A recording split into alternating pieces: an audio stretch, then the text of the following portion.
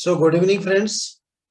आज के इस चैप्टर में हम कुछ प्रोग्राम नंबर के रिलेटेड में समझेंगे। प्रोग्राम नंबर क्या है, प्रोग्राम सीक्वेंस नंबर क्या है, और उसके आगे और भी चैप्टर में कुछ आएगा। सो अभी हम आगे चलते हैं।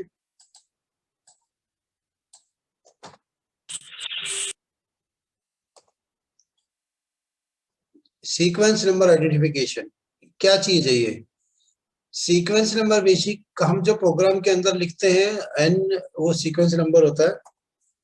Sequence number, the an address must always be the first word in the block. कोई भी जब प्रोग्राम का ब्लॉक लिखते हैं तो उसमें पहला जो अक्षर आता है वो एन आता है।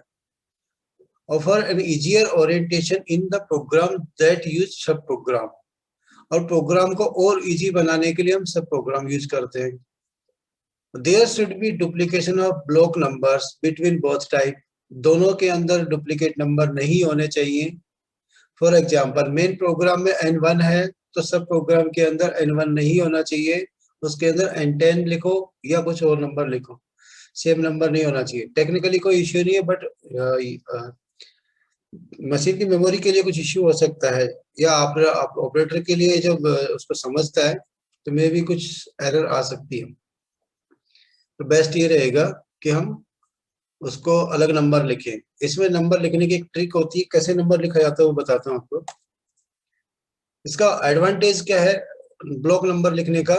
Programme search much simplified during edit और tool repetition at the machine. जब मशीन के चलते हुए के अंदर प्रोग्राम रुक जाता है तो ब्लॉक सर्च करने के काम आता है कि कौन से ब्लॉक से चलाना है। तो ब्लॉक नंबर हमें याद रहना चाहिए। वो इसलिए हम लिखते हैं कि ये ब्लॉक नंबर N10 ड्रिल का है या रीमर का है, टूल का है या कुछ भी है, वो आइडेंटिफिकेशन के लिए आता है।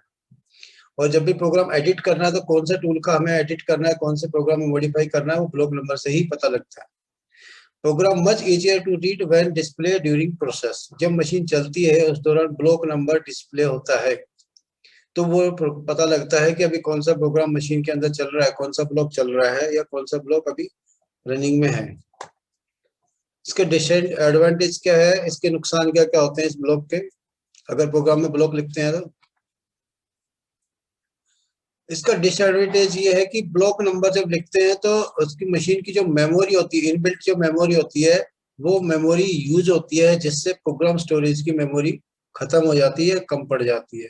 तो इसलिए ब्लॉक नंबर को जहां जरूरत है वहीं लिखते हैं, हर जगह नहीं लिखना चाहिए। अब इसकी ट्रिक से ब्लॉक नंबर कैसे लिखते हैं? N0 कभी भी नहीं लिखा जाता है, ना ही N नेगेटिव वैल्यू को लिखी जाती है। जैसे N-500 लिख दिया, ऐसा नहीं है।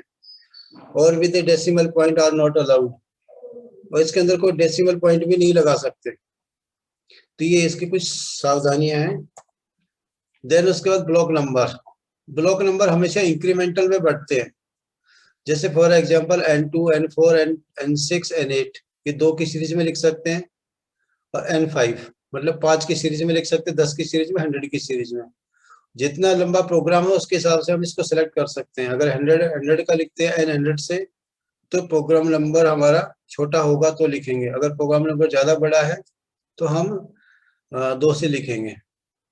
N2 से 2 के पहाड़े में 2, 4, 6, 8, 10। अब इनका रीजन क्या है, ये 2 के पहाड़े में, 5 के पहाड़े में, 10 के में लिखने का? इसका यूज ये है कि अगर फ्यूचर के अंदर हमें कुछ इसके अंदर ब्लॉक ऐड करना है, देन हम इसको बीच में ऐड कर सकते हैं। जैसे N5 लिखा है, N5 के बीच में N6, 7, 8, 9 तो हमारे पास अवेलेबल रहते हैं फ्यूचर के लिए, हम कभी भी ऐड कर सकते हैं। ऐसे ही N10 के बीच में लिख सकते हैं। इसलिए हम क्या है कि 1, 2, 3, 4 कभी यूज नहीं करते, हमेशा बीच में गैप छोड़ के लिखना पड़ता है और लिखना चाहिए। तो ये था हमारा ब्लॉक नंबर का। अभी प्रोग्राम का जो हेडर होता है, उस हेडर के अंदर क्या क्या इंफॉर्मेशन आनी चाहिए, ये मस्ट है। इससे क्या क्या जानकारी आपने जो लिखी है, वो जब मशीन ऑपरेटर चलाएगा इसको, तो उसके लिए क्या क्या जानकारी है वो हमें इसमें लिखना पड़ता है। क्या क्या चीज है इसमें?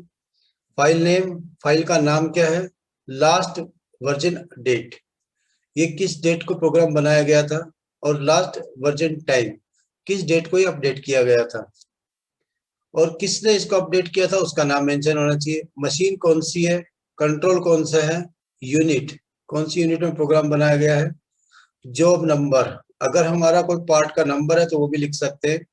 ओरिएंटेशन, ओरिएंटेशन मतलब कंपोनेंट को कैसे लोकेट करना है और कहाँ पे इसको रेस्ट करना है वो इसमें मेंशन करते हैं। स्टॉक मेटल रिमूवल, मेटल मतलब स्टॉक, जो हम मेटल कट करने वाले हैं उसकी प्रॉपर्टी क्या है, कास्ट आयरन में है, स्टील में है या कुछ और मेटल में है। मेटल का साइज क्या है, टर्निंग का जैसे 80 डाया का 100 मिलीमीटर लंबा है।